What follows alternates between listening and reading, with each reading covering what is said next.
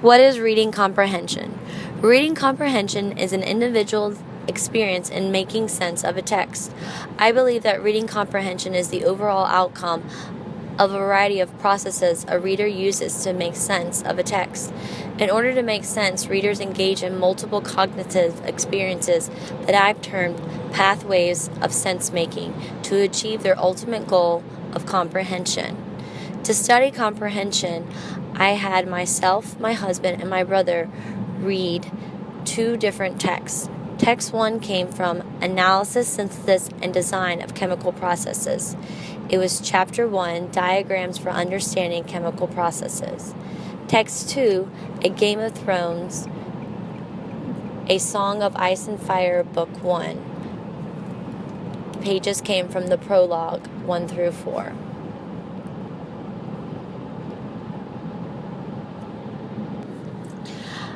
I feel identifying reading comprehension as sense-making acknowledges the fact that reading comprehension is not having one right answer, because a reader can understand the text but misunderstand the author. During reading, readers have the freedom to make decisions about a text, and decisions fall under the pathways of fluency, language comprehension, strategic knowledge, and knowledge building. Good readers encounter multiple cornerstones and pathways of sense-making at one time in a flexible manner. Reading is the act of balancing that requires readers to flexibly use multiple strategies. The patterns I notice all readers engaged in to comprehend are fluency, language comprehension, strategic knowledge, and knowledge building. Readers were consciously and unconsciously aware engaging in one of the pathways in order to achieve their goal of comprehension. In the pathway of fluency, reading aloud, I notice most readers engaging in the strategy of coding. I notice myself having to use decoding strategies in order to break apart large words that I were not familiar with, and using my word families and understanding of words to help me pronunciate these words as I was reading aloud. I noticed that this was very conscious at times, where I deliberately had to stop and sound out words. I noticed that this also happened with my second reader, who was unfamiliar with the words in the text, whereas my third reader was very familiar and had more background knowledge and was able to read the words more fluently. I found that it was also important to have awareness of spoken sounds, and spoken words. This was done very unconsciously as readers were reading both texts.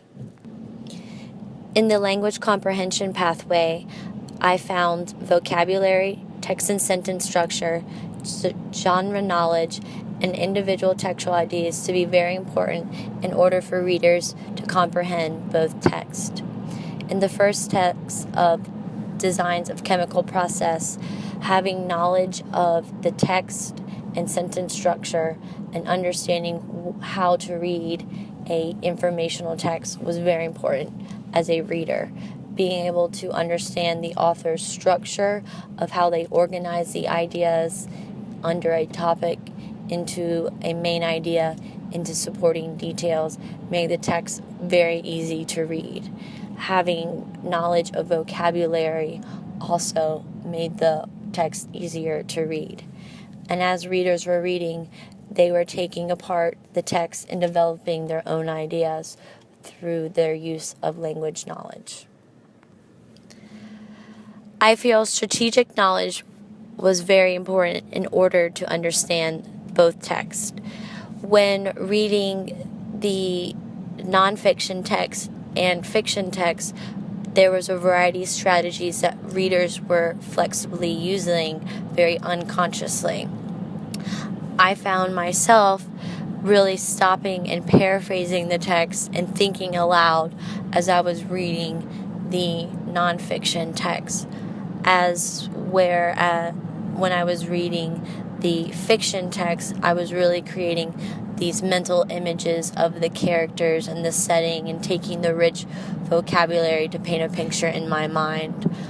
When I was analyzing my readers as they read both texts, I found that they were also using strategies such as summarizing, using their prior knowledge to help build this new knowledge, and they both also use visualizing and making mental pictures when reading a fictional text. And I found that to be very interesting, that the strategies were very similar for both texts for the reader, but not the same strategies were always used.